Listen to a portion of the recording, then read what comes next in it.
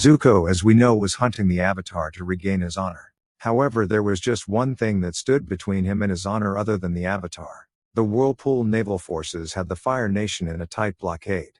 The only ships the Fire Nation had outside of the blockade was Commander Zhou's naval armada of 400 ships, which were heading towards the North Pole. He knew that Zhou wasn't a fool. He would never commit any of his forces if there was going to be no victory. Zhou was going to destroy the Northern Water Tribe.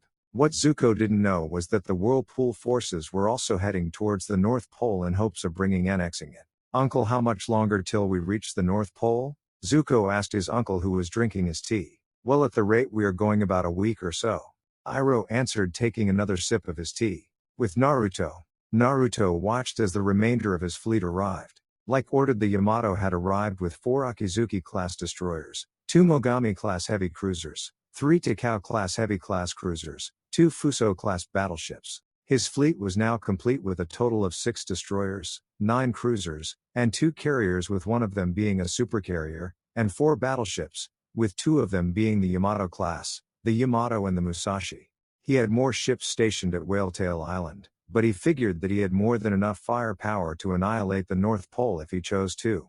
"Sir, the special carrier is here," an officer reported after saluting. "Ah, thank you for reporting to me," Naruto said with a smile as he dismissed the officer. He walked out of the bridge just in time to see the special carrier he had ordered arrive. He had ordered it due to him having benders in his forces, and they need to train. The water benders had no problem since they were surrounded by water. It was the fire benders and earth benders who had problems. He couldn't let them fire bend, or else he would rise his ships catching fire, and there was no earth for the earth benders to bend. His solution was to turn a carrier into a floating battleground. Instead of wood and steel, the carrier's deck would be all rock. This would also prevent the ship catching fire. He searched for carrier and found a hull of a carrier which was so be scrapped. He quickly ordered the engineers to repurpose the hull for his benders. Soon he went back inside the bridge and started to formulate an invasion plan for the North Pole. "Sir, our submarine group has reported a large buildup of Fire Nation ships near the North Pole," an intelligence officer reported while handing a report to him.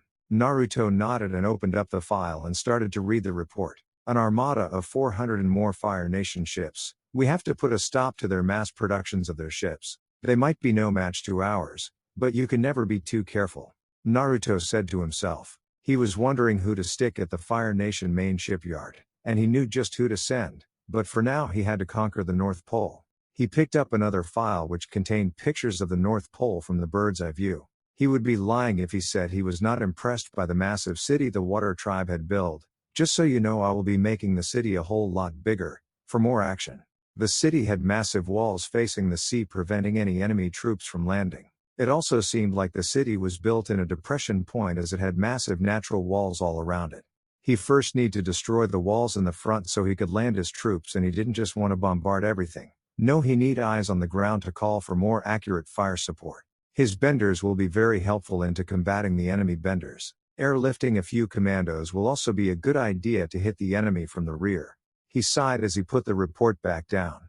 He thought about his Rinnegan. Apparently, like the Avatar, he could use all 4 elements, but he had a 5th one, lighting, and he could also use sub-elements like lava, nature, and many more. He still had to learn them, but he wasn't going to keep using his Rinnegan. He didn't want to rely on it too much, since that would most likely make him overconfident, and that is a bad thing.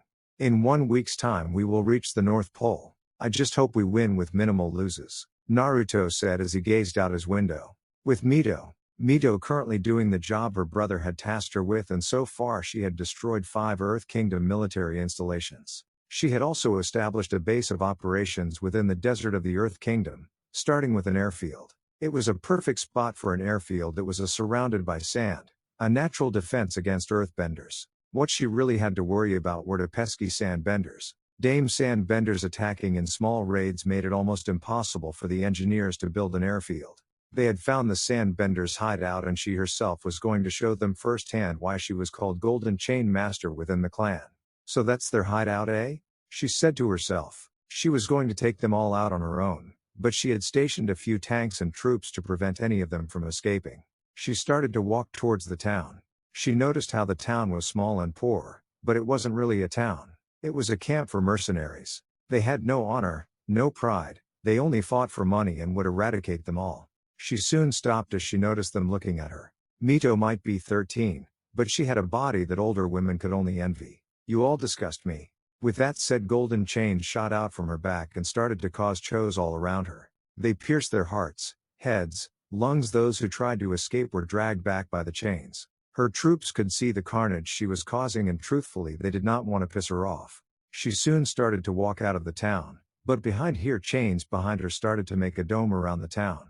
They overlapped each other until the town could not be seen. Then all of a sudden the dome began to shrink and sink into the sand. Soon the whole dome sank into the sand and the town with it. In the place of the town was just sand. It was as if the town never existed in the first place. Well, then I guess that take cares of them. What do you think, Commander? Mito asked with a sweet smile. The commander could only nod. Well, I'd best be off and make sure that airfield is up and running. With that she boarded her transport plane and headed back to her fleet. Holy shit, I knew that the golden chains were strong, but that was downright terrifying. A soldier said as he kept looking at the spot where the town once stood. Well, there's a reason why she is called the Golden Chain Master. Her chains are stronger than her brother and mother combined. She also have complete control over them. His comrade replied. Soldiers who doubt Mito's ability to fight it, all their doubts washed away by her display of power. With Akira was possibly stuck with the most boring task. All he had to do was prevent any ship from leaving or entering, which the Fire Nation stopped doing after a few of their ships were sent to visit the fish. Right now he was relaxing on the bow of his ship wearing nothing but boxers. Hell, some of the other crew members were doing the same thing. Some were swimming and others were sleeping or relaxing. I know this is a violation since we are on duty, but hey, when you're the top dog in the sea you really don't have much to do. He thought as he took another sip of his orange juice. God, I love my orange juice. He thought. In the distance he heard a thunder's boom. Looks like another Fire Nation sent to the bottom of the sea. He sighed. When will they ever learn? He had captured a few islands from the Fire Nation to cripple their economy even further. His biggest catch was the takeover of an island with a massive gold mine. Not only that, but the island housed a secret Fire Nation research facility. He found plans for airships, and he laughed so hard when he saw those plans. His nation had made airships long ago before they were considered obsolete. He did found blueprints of a tank from which they firebenders could fire from. This again was useless against Whirlpool's armored vehicles since they actually had guns which could shoot projectiles that could cause massive amounts of damage. Also, from the reports he was getting from Mito was that the Earth Kingdom was highly unstable and that the Earth King was merely a puppet. Some group called the Dai Li is controlling the king. Mito also found out that the Dai Li was also a very secretive and elite police force of Ba Sing Se. What's more was that the Dai Li founded by Avatar Kyoshi, and the irony was in it all was that she created them to put down peasant uprisings against a corrupt government. So much for keeping the peace and balance. She bloody changed the Earth Kingdom into a constitutional monarchy. Whirlpool had a different type of rule. It was more like representative monarchy. The people chose representatives who represent the people's interest. The people, however, also had the power to remove a king or queen from power. That is mostly why the Uzumaki clan has ruled for so long, since they actually care for the people. This effectively neutralized the need for civil war and revolution. The very same Avatar that sealed Whirlpool away, she made a mistake sealing Whirlpool away, and it seems she also made a mistake. She founded the Dai Li. It really didn't matter to Akira, since all the Dai Li were doing was to take more and more power from the king.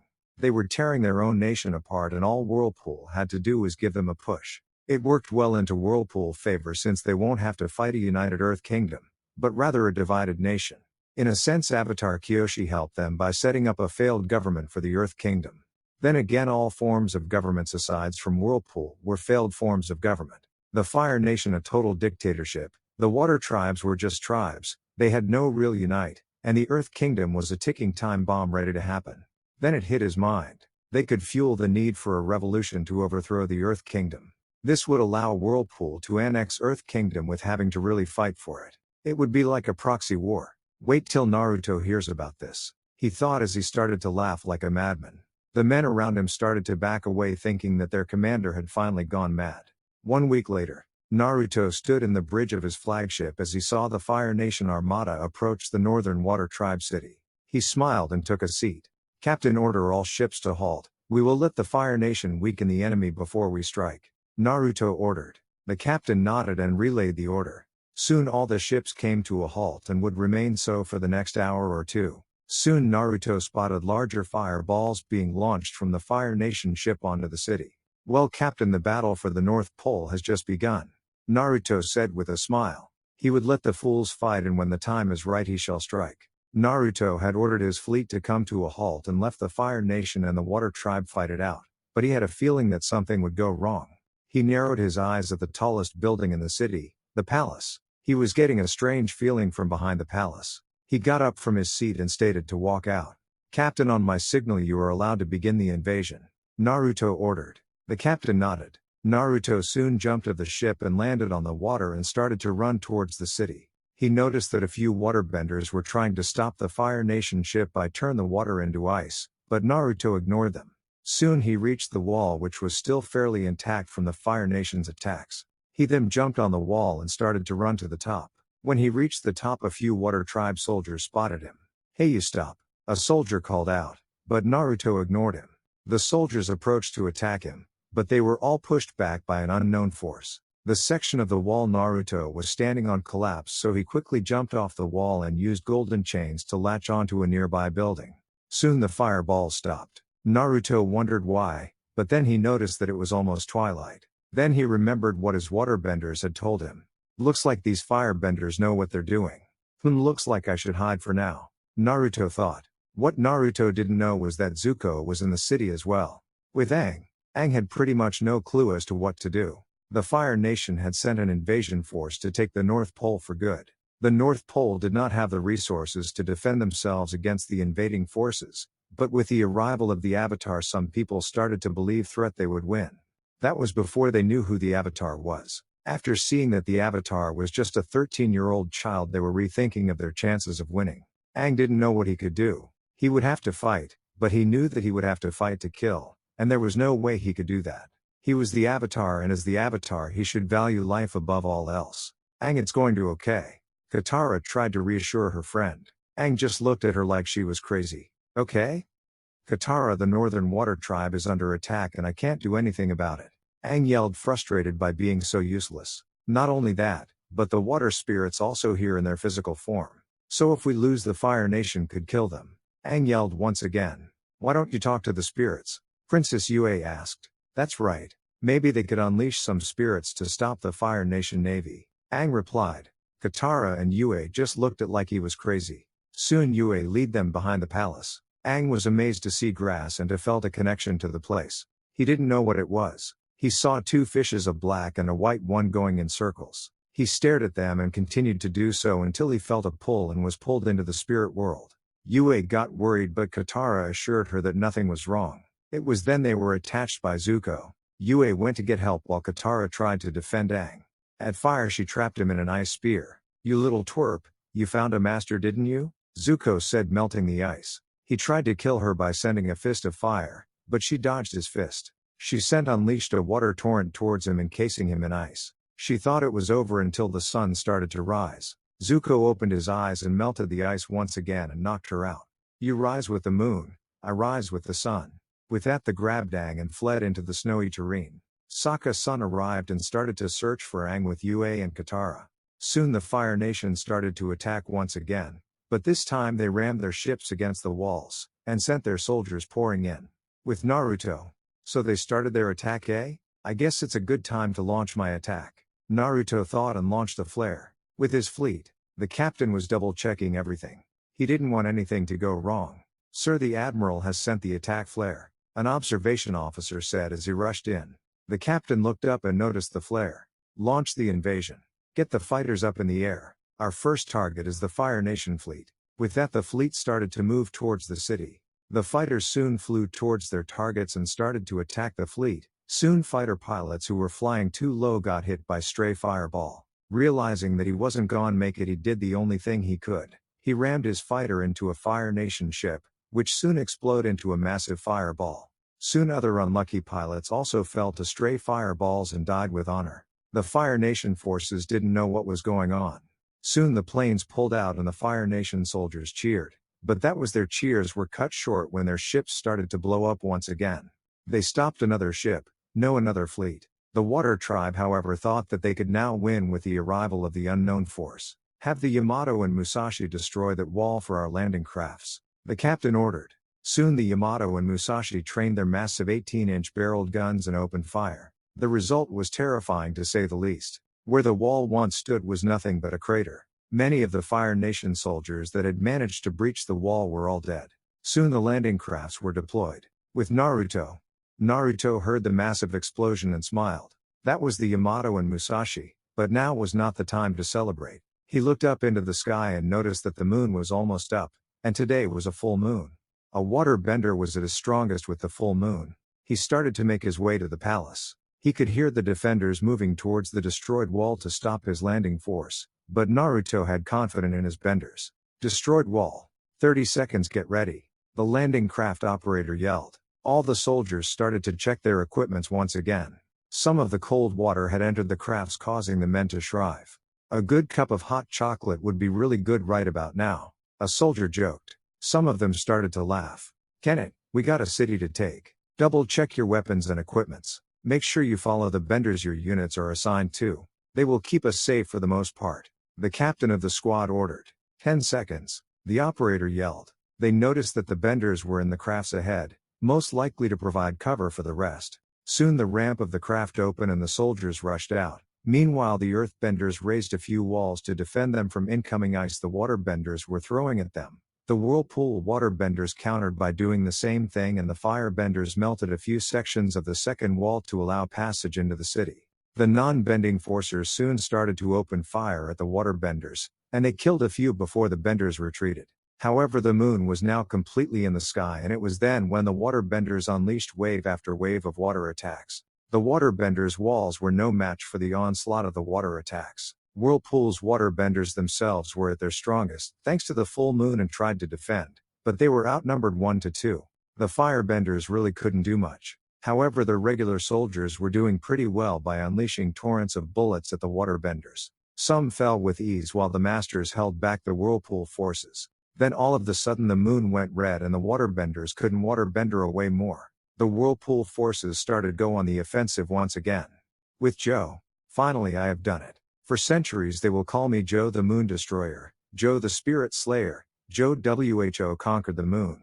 Joe praised himself. Release the moon spirit now, Aang said as he got approached Joe with Katara and Yue on his right with Sokka on his left. Joe smiled like a madman. I don't think so, Avatar, he stated as he brought a fist of fire near the fish, which was the mortal form of the moon spirit. Aang soon backed up. Look, you don't need to harm the moon spirit. Everyone depends on the moon. Even the Fire Nation. Aang tried to reason with him. He's right, Joe, let the moon spirit go, Iroh said as he came out of nowhere. General Iroh, why am I not surprised about your betrayal? Joe asked. Joe, let go of the moon spirit or else I will do much worse than you could think of, Iroh yelled as he got ready to fight. Joe thought for a minute before someone walked in. You know, for a general you're pretty stupid. They all looked at the source of the voice and found a red-haired boy wearing some wired winter clothing which consisted of a large grayish-white trench coat. Who are you? Joe asked. Me? Well, since you ask so kindly I might as well introduce myself. I am Naruto Uzumaki, heir to the Uzumaki clan and next in line for the Whirlpool throne. Oh, I am also the admiral of the fleet who just obliterated yours, Naruto said with a smirk. Joe's expression was priceless. Iroh and the Avatar group looked at Naruto with narrowed eyes. Naruto looked over to the Avatar. So you are the Avatar, PFF. I knew that the Avatar was a child, but I didn't realize that you were midget. Nevertheless, I will deal with you later, Naruto said. Aang was almost furious that this guy shows up from nowhere and insults. Iroh meanwhile had his eyes widened hearing that he is from Whirlpool. Now then, Joe, release the water spirit or else I will take your soul and send it to hell, Naruto said as he activated his Rinnegan. Aang noticed his eyes and then he remembered that Roku had warned him about the one who wielded the eyes of God, and he saw those eyes in his vision before. Release it and maybe my forces will be merciful to the Fire Nation when they invade it, Naruto said, earning wide eyes from everyone there. Whirlpool plane to invade the Fire Nation? Wait, if you are planning to invade the Fire Nation then you're an ally, Sokka said. Naruto laughed. You thinking that I am an ally? Far from it, boy. I am a soldier of the Whirlpool and next in line to lead it. My people have been isolated and trapped by the Avatar for 300 years, and long before it we were driving out by the first Avatar. It was also the Northern Water Tribe that drove our people of the South Pole, which was once our homeland. My goal? No. The goal of my nation is to bring the world under our rule. A world where there is no war, no suffering and no more isolation. No longer will the world have to depend on an avatar to save it. We can save ourselves and bring forth peace that will last for all. Naruto said with pure determination. The avatar is the one who is to keep the balance, not us, Iroh said. I thought you would have understood, Iroh, but that doesn't matter. The South Pole, Southern Air Temple, Whale-tail Island have all fallen to us, and soon the North Pole shall be under our control. Let's see the avatar defeat the might of Whirlpool. Naruto shot back. Joe didn't know what to do, so after a few minutes of thinking he let the spirit go, but just after he let it go both of the fishes jumped at Naruto. Soon everything stopped. Finally you have arrived, child of Whirlpool, the moon spirit said. Naruto looked at the two fishes and noticed that everyone else was frozen in time. What do you mean I have arrived? Naruto asked with curiosity. You see, child, we were originally the spirits that guarded the island of Whirlpool, the ocean spirit said, shocking Naruto. What do you mean? No spirit has ever wanted to do anything with my people, Naruto stated. That is because the avatar and the spirit Rava forbade any to do so. It didn't help that your people were incapable to bend. However, we had guarded your people and your islands as long as we have existed. That all changed when the avatar and some of the other spirits dragged us out of the spirit world and forced us to take a mortal form. The moon spirit said, shocking Naruto even further.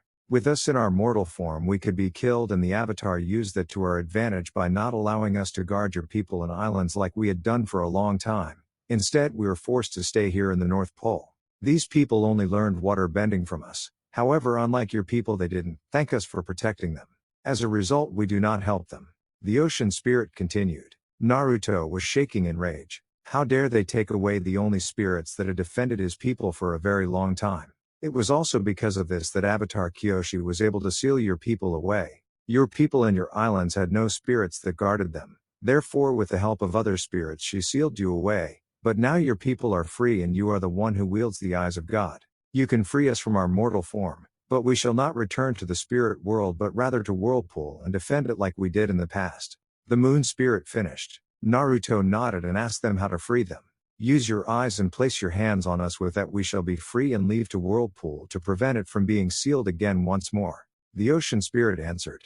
Naruto activated his eyes and placed his hands on the two fishes. Soon both of the fishes glowed before they turned into white orbs which flew up into the sky and away to Whirlpool. Soon time resumed again once more. Everyone looked around and noticed that the two fishes were gone.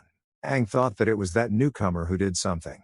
Where are the spirits? Aang asked enraged. Naruto looked at him with pure hate. They are safe from your hands, Avatar, but now it is time you pay for sins against the ocean and the moon spirits, along with what you did to my people.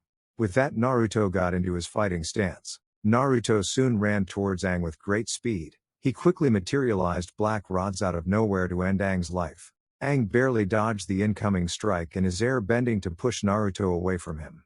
Katara and Sokka quickly got ready to defend Aang. Iroh himself was getting ready. Joe had run away like a coward. Please, I don't want to fight you. I am not your enemy. Aang tried to reason with Naruto. Naruto chuckled at that. Not my enemy? Hee hee. You are wrong, Avatar. You are my enemy, for what your past lives did to my people is unforgivable. In fact, you forced the moon and the ocean spirits to enter their mortal form and held them hostage, Naruto said as he went through some hand signs, unleashing a water dragon. Katara quickly sent wave of water to stop the water dragon. You are a waterbender? Why are tiring to kill Aang? He has helped your people. Katara asked him. I am not waterbender, girl. I am something more, Naruto said as he made 3 clones of himself. They all went through some hand signs. Fire style, fire dragon. With that, all 3 clones released fire dragons from their mouth. Iroh was shocked, but quickly overcame the shock and countered with his own flames. He can fire bend too? Sokka asked. Everyone was clear confused. How was this boy able to bend 2 elements? Only the Avatar can do such a thing. I was not bending. In fact, that was not bending at all. But how would you know? The first Avatar stole my people's powers and abilities away from them. Had it not being for that fool, people would now have the ability to wield almost all elements, Naruto stated as he sent small fireballs aimed at them. They quickly dodged them and realized that this was not your everyday opponent.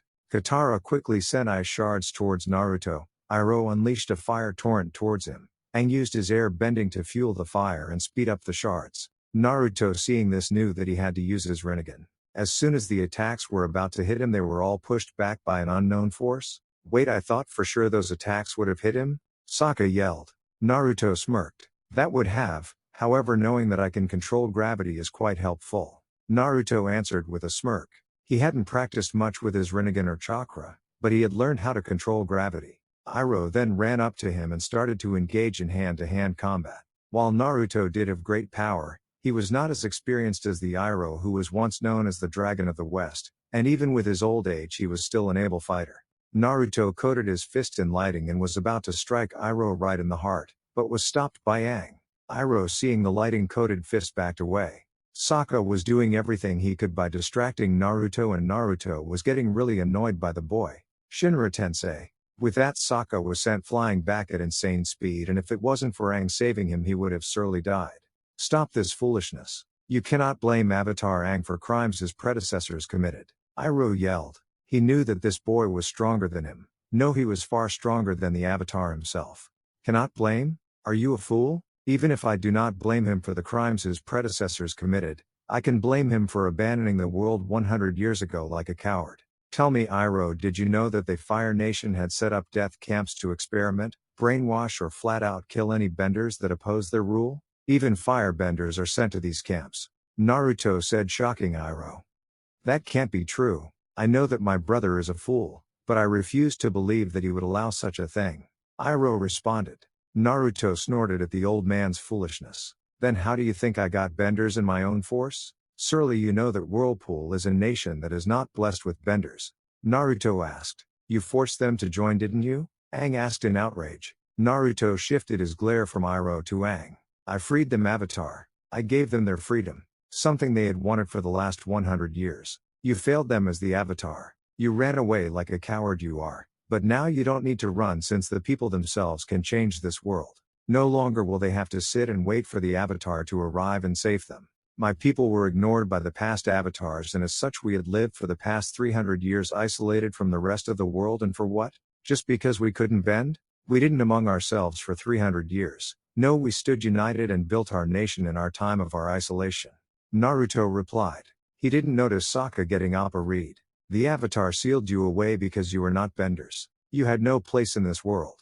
Aang stated as memoirs of his past life flashed in his head. Naruto gritted his teeth. So what if we couldn't bend? Naruto asked in outrage. Your people could not bend, or therefore your people were only a hindrance to the Avatar whose job was to keep balance. Your nation had too much influence and wealth. That is why your people were sealed away. Aang replied. Aang was receiving memories from the past Avatars. For that foolish reason you sealed us away for 300 years? What good did it do to the world? Sure, we couldn't bend, but we used our minds to develop in technology and diplomacy far ahead than the rest of the world. In fact, I would say the reason this world is behind in technology is because of benders who use their power to wage war on one another. We could have saved the world 300 years ago. Naruto yelled as he made more clones and started to do hand signs. Soon a water, lighting, water, fire, and a wind dragon started form. Sokka yelled at them all to board Appa. They all did, but Yue did not. Sage Art, 5-element dragon. Naruto yelled as the dragons shot forward and combined into one. The attack was going to hit them all as Appa was only 6 feet up in the air, but Yue got in between the attack. Yue! Sokka yelled as he saw the girl take the attack head-on and was completely thrown back. He would have jumped off Appa had it not been for Katara and Aang stopping him. Naruto looked up and noticed that the Avatar was too high up in the sky for him to reach with one of his attacks. So he amplified his voice with chakra. Once again you run, Avatar, like the coward you are, but know this: your time has come. A new age has dawned, and in this age the world will need no Avatar. Naruto said as the Avatar's bison vanished into the clouds. He turned, noticed that the girl who defended the Avatar in his group was still alive. So you're still alive? Naruto said as he walked up to her. She tried to run, but it was no use, her legs weren't responding to her. Naruto noticed that she had the same energy as the moon spirit. So you have the sum of the moon spirit's life in you, but that does not matter now since the moon and the ocean spirit have reverted back from their mortal form. Let me take that life away from you and end your suffering.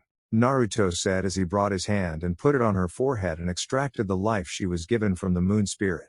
Her hair went from white to brown, signifying that she no longer held some of the moon spirit's life, and with that Yue died. Naruto turned around and started to walk away. Soon reached the front of the palace, and from there he could see the entire city. He noticed that some northern water tribe ships retreating, and from the looks of it there were mostly civilians. He gazed at the city and noticed that the fight was finally over as Whirlpool's flag was flying over a section of the front wall which was still standing.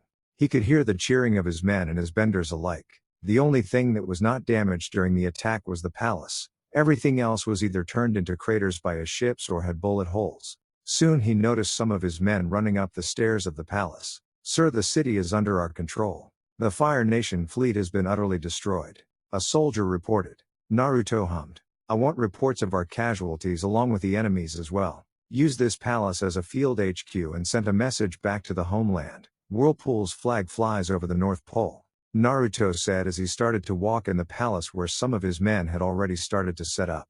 The North Pole had fallen, and now he had to plan on his next course of action. He could attack the Fire Nation next, but their remaining ships would be an annoyance. He needed to take out the source of their ships. He spotted an officer and called him over. "Send this message back home. Carrier Zakagi, Kaga, Shokaku, Soryu, Hiryu, and Zuikaku are to be mobilized at once and make way to Admiral Akira's fleet," Naruto ordered. The officer saluted and went to carry out his orders. Naruto sighed. He needed to take out the main Fire Nation port that produced 70% the nation's vessels, and from the images he had received the port was massive. It was going to take a whole lot more than 100 dive bombers to put it out of commission for good. With 6 carriers launching a massive air raid, he was sure that the port would be destroyed for good. He would have just sent the battleships Yamato and Musashi to do it, but the port was inland. His ships were too big for the river compared to the Fire Nation's ships, and because of that the port was safe from naval bombardment, but not from the air. He would make it clear that Whirlpool reigned supreme in the sky and the seas. With Aang was pretty angry when he was forced to leave the North Pole, leaving people there at the mercy of Whirlpool's forces. Then he remembered what Naruto had said. He had failed the world and ran away at 100 years age. It was his fault for allowing the war to continue, and it was his fault that the people were suffering. He looked at Sokka, who hadn't said a word ever since what happened to Yue. Katara was just looking towards the North Pole, which had no fallen to not the Fire Nation, but to a nation from the past. "I need some answers, and I bet my previous lives have some answers," Aang thought. During his fight with Naruto, a few memories flashed in his heads. Memories of his past lives, and he knew that they would know what was going on. So he started to mediate and did so until he was pulled into the spirit world. "Hello, Aang." Avatar Roku spoke. Aang opened his eyes and noticed Roku, but there were other people there as well. He ignored them and looked at Roku. "Avatar Roku, I need some answers," Aang said with seriousness in his eyes. Roku sighed. He knew that Aang would get his answers one way or another.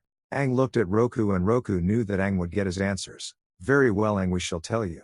Roku started. Aang was listening very carefully. The people of Whirlpool long ago, even before the first avatar, had the energy called chakra. With chakra, everyone had the potential to bend 5 elements. The 2 great spirits at the time did not like the fact that the mortals had such power. They could even summon the death god. So they chose to drive them away and either kill them or take away such power. After that, Whirlpool became very isolationistic and refused, as they called outsiders, in on their islands. That is where you could say the problem started. The Whirlpool Nation as a whole never had a single bender. This led to the nation advancing in other fields very rapidly. In short, you had a nation who refused to allow anyone on their island, but was far ahead of the world in terms of technology. They also had more influence than the Avatar, which never a good thing. Whirlpool was a time bomb waiting to happen. You have seen the Fire Nation and its advances in technology, but Whirlpool is far, far ahead of the Fire Nation will ever be. Avatar Kyoshi had no choice and sealed them away to prevent a future war that might happen, for even she feared Whirlpool's military might. Roku explained. "So you're telling me is that Avatar Kyoshi sealed them away because they were a danger to the world?" Aang asked. Roku nodded. "You're kidding me, right? I mean, why would they be a threat when they wanted to be left alone?" Aang asked. "You see, they were the ones who you could say caused the unbalance during Avatar Kyoshi's time. They had surpassed all other nations in all fields except bending." Roku answered. "I don't blame them for not like the Avatar. Kyoshi really messed it up," Aang said with a sigh. Roku nodded in agreement. He himself thought it was all a mistake on Kyoshi's part. "I don't want to fight them, but rather try to be friends with them.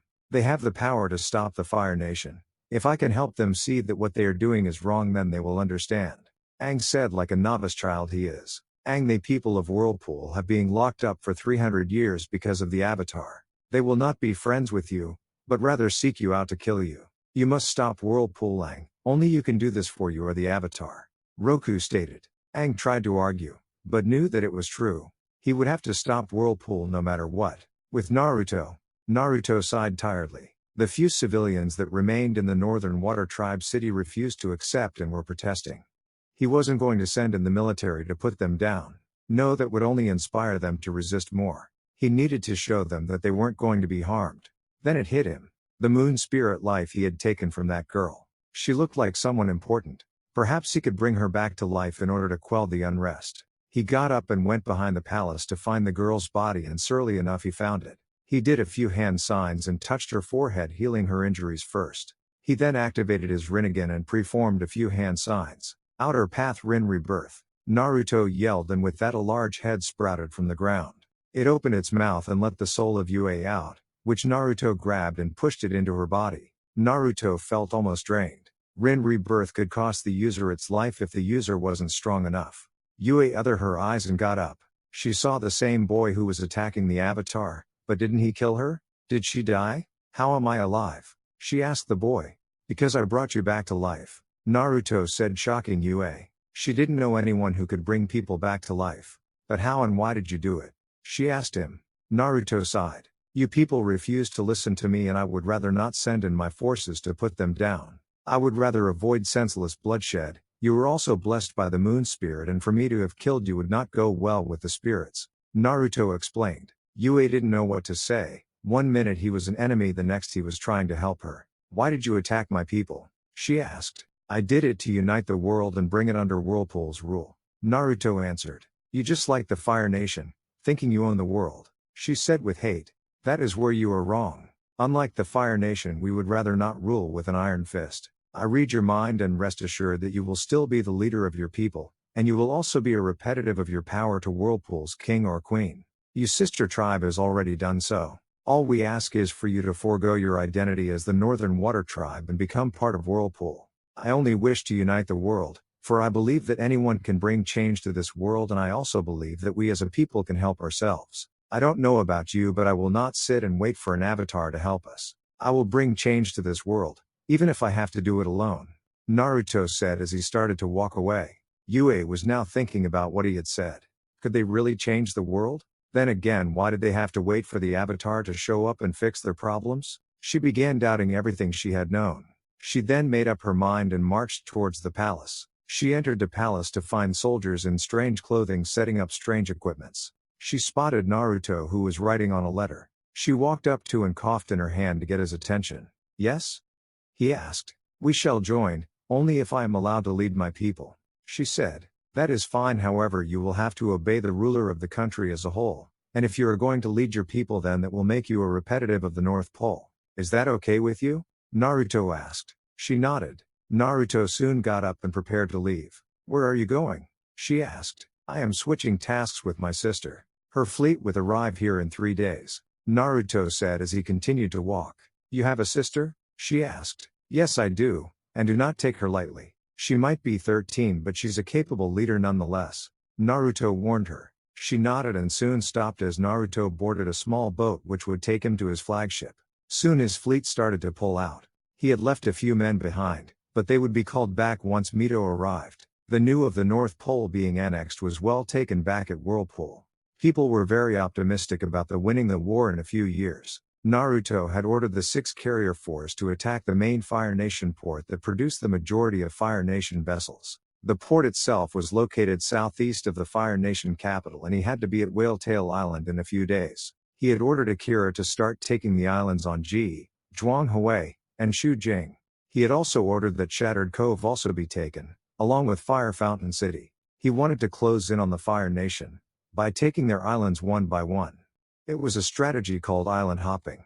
To further damage the Fire Nation, he had set his sights on the Fire Nation colonies that the Fire Nation had established on the large land mass that was between the Fire Nation and the North Pole. He knew that the Fire Nation was a more advanced nation compared to others. He planned to force the Fire Nation to surrender by the naval blockade, and to add pressure he was going to take their islands, colonies, and destroy their military fortification. He did however find out something interesting through Akira's spies in the Fire Nation. From the reports he was getting, it seemed like that the general population was being suppressed by the Fire Nation's military. This would work in his favor as Whirlpool forces will be seen as liberators. He had also ordered the spies to leak information about the death camp set up by the Fire Nation. He would destroy the Fire Nation from within. The Fire Nation world fall on it, no need to waste man and resources on an invasion. The main threat for now was the Earth Kingdom.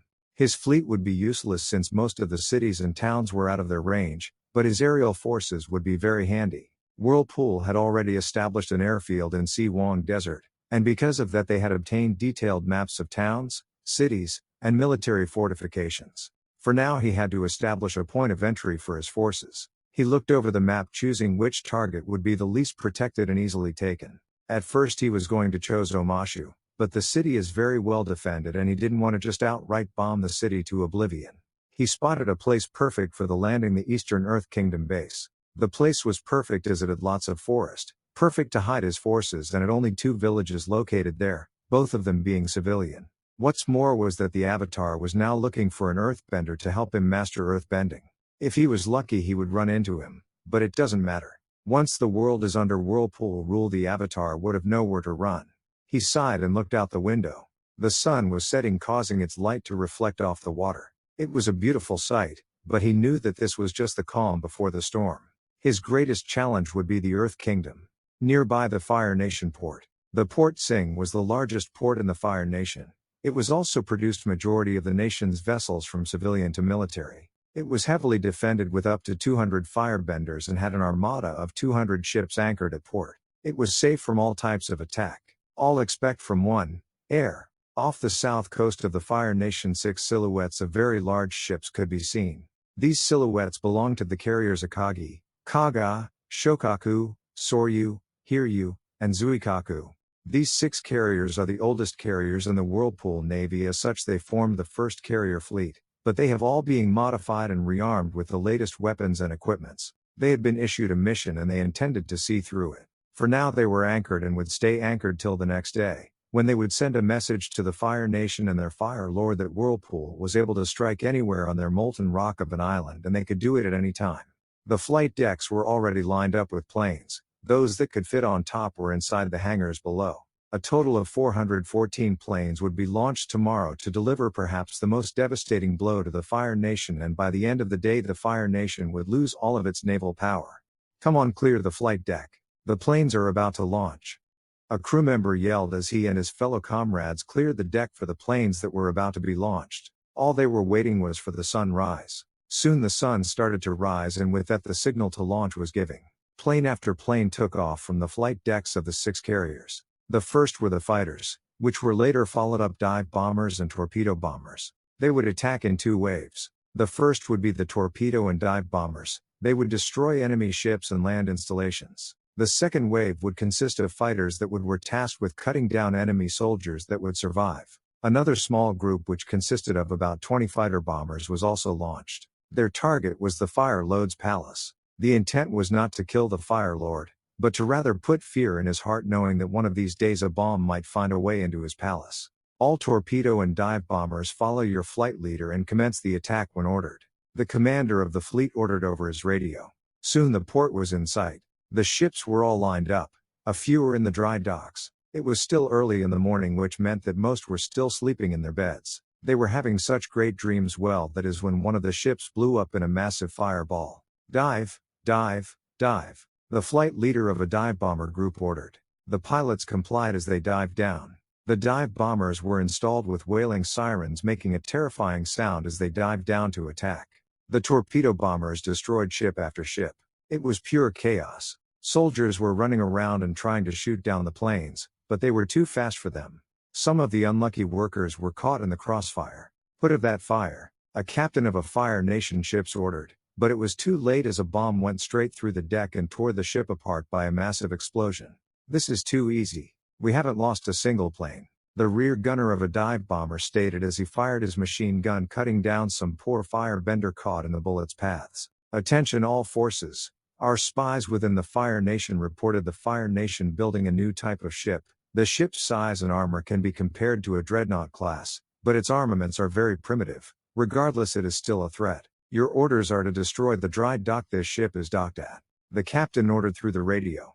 The Fire Nation having a ship like a dreadnought class is not good, even if it has giant catapults as its weapon. Soon the fighters appeared and started to strafe the harbor and the ground of enemy soldiers. Bullets through the soldiers, their armor providing them no protection. The wounded were crying out for help as their comrades tried to pull them out of the kill zones, but they were cut down as well. The harbor water, which was once blue, was now black and red. The remains of a few ships were floating, along with bodies, upon bodies of Fire Nation soldiers. The bombers soon spotted the dry dock holding the prototype enemy ship. To their shock, it looked so much like a dreadnought class, but it was only the hull. This meant that the ship was nowhere near completion and was easily destroyable. Bomb after bomb was dropped on the ship. A few ripped through the deck and exploded, causing the ship to tear in two. The gates holding the water back were also blown, causing the dry dock to be flooded. When the bombers were done, the hull of the ship was utterly destroyed beyond any repairs. The few Fire Nation soldiers that survived the bombing looked on as their prototype ship was utterly destroyed. Years upon years of research and pooling resources into their prototype ship, gone in a few minutes. The air raid lasted for 4 hours. By then the once glorious and behemoth of a port was now just rubble. Their armada was all but destroyed. Most of their firebenders lay dead either on the surface or with the fishes. There were uncontrolled fires throughout the port and the massive town around it due to them all being built out of wood. The rising smoke could be seen by the carriers and men on board. The captain of the fleet soon sent a message. Send Admiral Naruto this message. Air raid of Port Sing was a success. The first carrier fleet will carry out more air raids against other land installations. For now we head to port. The captain ordered. The communication officer nodded and went to carry out his orders. Fire Nation, capital. Nobody knew how it happened or when it happened. The Fire Nation palace that was at the very center of a large city was filled with craters. The Fire Lord's house was also destroyed along with the throne room. The Fire Lord was lucky that he was not at the palace during the attack, but his advisors were not so lucky. He was enraged by such an act, but also made him feel something that he had not felt in years: fear. That's right, Fire Lord Ozai was now fearful of Whirlpool and its military might. He wanted to so badly make Whirlpool pay, but he couldn't. The Fire Nation was in a tighter blockade ever since his daughter managed to run past it on a small craft. The Whirlpool forces tightened their blockade even more by sending 2 Vanguard-class battleships. I know that only one was built. Unlike the other battleships the Fire Nation encountered, these 2 twins were far more lethal than anything else. The Vanguard class is known as fast battleships, with a speed of 30 knots, only 3 knots faster than the Yamato class. If that wasn't bad enough, the people were not pleased with Ozai. Now he could care less about them. But he couldn't ignore them since 70% of the Fire Nation military is all but destroyed. He couldn't suppress them since he was trapped in his own nation. Was this the fate the Fire Nation had to suffer for unleashing such a threat? 2 days later with Naruto. Naruto watched as the transport ship unloaded more men and equipment. He had a total of 1,000 troops, along with 300 tanks, 50 artillery pieces and other supplies and equipment. He had ordered a base to be constructed in the forest a day ago and it was coming along nicely. The first carrier fleet completed their mission and was now under Admiral Akira's command, temporarily. This was done so because Akira had no carries in his fleet and the first 2 won't be finished by the next week, so Naruto gave Akira command of the first carrier fleet. Other reports from spies within the Fire Nation have been quite helpful. It seemed like that the Fire Nation had the right idea with making ships bigger and better, but completely lacked the firepower to mount on the ships. Some other reports were coming in that the city of Omashu was attacked and conquered by the Fire Nation. Apparently a small army of firebenders marched from the Fire Nation colonies and laid siege to the city. The strangest thing was that the city surrendered without even putting up a fight. Naruto could not understand why they surrendered when they could have fought off the invading forces. He didn't really care about Omashu since it would fall just like the rest of the Earth Kingdom city to Whirlpool's forces. For now he had sent out small groups of soldiers to scout out the nearby villages. There were rumors about underground tournaments that were held in a nearby village. He was going to attend one to see what they are like, and he himself was hoping that he could recruit some of the Earthbenders. If he was to win the ground war and have the support of this nation's populace, then he was going to need Earthbenders fighting for him. He was going to be kind to the cities, towns and villages Whirlpool conquered. He would provide them food and aid, things that their king could not provide. He was going to slowly turn the people against their king and accept Whirlpool rule. He got up from his chair and walked out of the makeshift tent. "Commander, you are in command while I am gone. Your orders are in this file," Naruto stated as he handed the file to the commander. "Yes, sir," the commander replied while saluting. Naruto nodded and soon walked away and into the forest. He had some recruits to add to his forces. Underground arena. Naruto sat down on the many seats in the arena. There were many people here and many were making bets. Naruto smirked and decided he would make bet as well. People were cheering and booing all around the arena as the earthbenders fought against one another. Then he noticed a young earthbender who appeared to be 13, but after he earthbended, Naruto could clearly see that he was using air. So the avatar is here? Makes sense since he needs an earth teacher, Naruto thought as he watched the boy face off against a girl who appeared to be blind, but the strange thing was that the girl looked familiar to him. Wait, she looks a lot like the girl I saved on Whaletail Island? Sisters perhaps? Naruto thought. He could tell that the girl was blind since she did not look into the opponent's eye, but she could still see her opponent. Naruto was wondering how she was able to do that, but as he looked at her feet closely he realized that she had no shoes on and then it hit him. Oh, so she can see him by reading the vibrations in the ground. Kind of like bats use echolocation to find their target, like we use radar to identify plane positions on the map. How interesting. Naruto though. He could tell that the girl was pissed at the boy, because he was using air bending to stay in the air as much as he can. In the end she was defeated, even if it was by cheating from the boy. Naruto got up and walked out. He had found his new recruit. Toph was having a normal day at her house, and by normal I mean prison normal. Even thought Toph was blind, she could still take care of herself. Hell, she was 16 and her parents would not even allow her to do the simplest of things. Toph wanted to be free and see the world and if possible find her twin sister. Yes, that's right, Toph had a twin sister who was taken by the Fire Nation when she was just 6, but she knew better. Her family had sold her sister to the devil to save their own skin. Toph did not like her father at all. All he cared about was status and power, nothing more, nothing less. Her mother thought was different. She tried to keep the family together, but she could not. Toph knew that she could earthbend, but being blind was a severe blow to any bender, so she learned from the first earthbender, the badger mole. Since then she could through the vibrations in the ground and could also tell if a person was lying.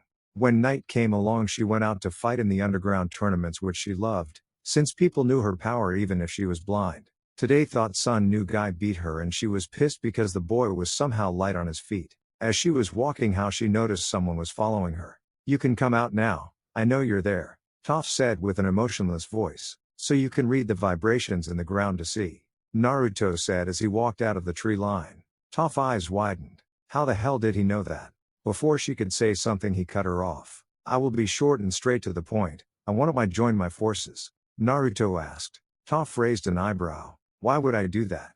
I mean I have nothing to gain," Toph asked, but in reality she was pretty tempted. "If you do I can give you something you haven't had since birth," Naruto answered. Toph just scoffed at him. "If you're talking about my blindness then forget about it. It can be cured," Toph said with sadness. "Oh, but you see it can be thanks to my abilities," Naruto said as he stated to walk forward. Toph tensed up a bit, but she knew that he was not telling her a lie since she could tell when people lied. Naruto's right hand began to glow and he brought it up to her eyes.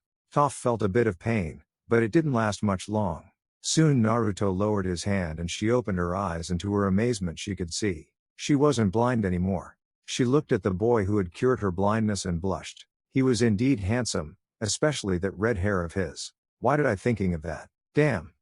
Get a hold of yourself though, Toph thought as she banished any impure thought. Now she was thinking about the offer he had given her. She could be free to see the world or stay in that prison called home.